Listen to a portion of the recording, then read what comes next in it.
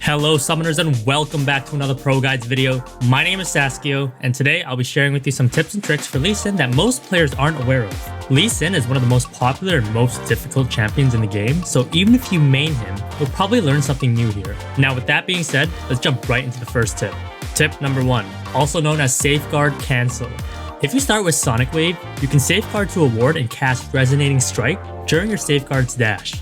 Doing so will cancel your safeguard, but it allows you to cast your abilities during Resonating Strike's travel, such as Tempest or Dragon's Rage. Tip number 2, Flash Buffer.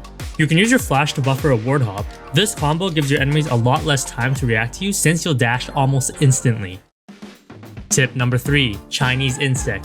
Adding on to the second tip, you can use your flash buffer to make a play called the Chinese INSEC, where you lead with Sonic Wave, followed up by Flash, into Safeguard, plus Ward behind the enemy champion, and Kick.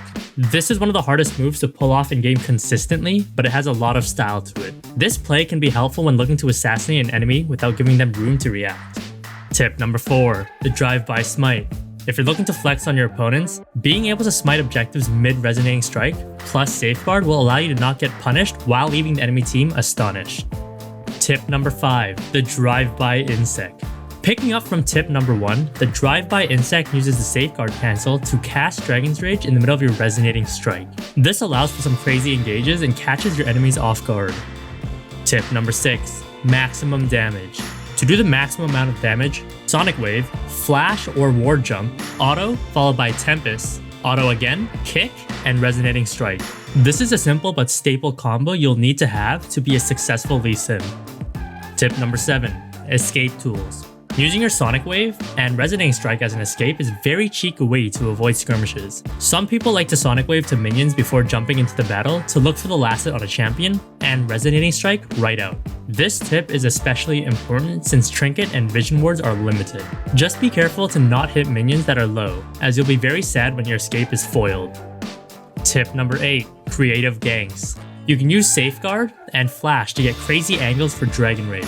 These areas include Raptor Pit or the bush behind the tier 1 tower in top/bot lane. They are easy entries into some free kills. The enemy will never suspect these gank patterns. Tip number 9, Split Fight. When skirmishing, you can use your Sonic Wave Dragon's Rage Flash or Ward Jump Resonating Strike to displace yourself from the enemy team, allowing you to either take a numbers advantaged fight or take a quick one-on-one. It's a fancy stat checking escape tool.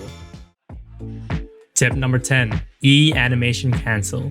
Most people are obsessed with the Dragon's Rage Flash, but Tempest Flash is an interaction that is not used as often. If you are attempting a gank without your ultimate early on, look to Safeguard Trinket and Tempest Flash so you can proc your slow effortlessly and set up your Sonic Wave.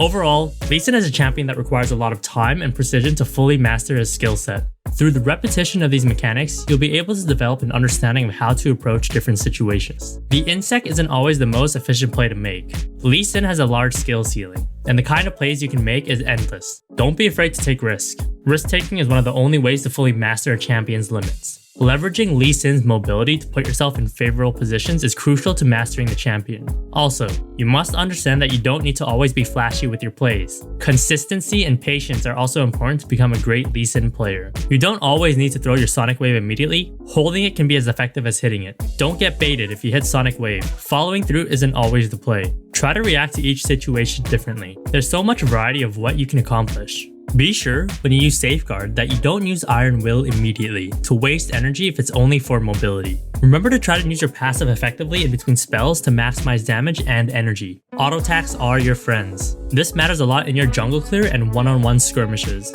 Always keep at least one Vision Ward in your inventory as it's almost as effective as a flash. Be sure to keep timers of enemy flashes and play to your winning lanes so that you can take skirmishes that benefit you. Lee Sin power spikes early on at level 3, level 6, and Skirmisher's Warrior will allow you to push the enemy out of contention and objectives and snowball your leads. Hopefully, this video has helped you better understand the variety of techniques you can incorporate into your own gameplay. We hope you enjoy playing the Blind Monk. That will conclude it for our Lee Sin tips for today. Make sure to hit that like, comment, and subscribe button to help us out. We'll be releasing a ton of these tips and tricks videos, so tell us which champion we should do next. Also, let us know if this video helped. Lastly, make sure to check out ProGuides.com for more useful information. There, we have challenger level coaches who can help you analyze your gameplay and reach your goals. We also have daily live classes from top tier instructors like Zyrene, Saskio, Mike Young, and ProBelter. Lastly, we also have courses from your favorite pro players like Doublelift and Night Blue 3. That's everything for now. Good luck in your next few games, and I'll see you on the Rift.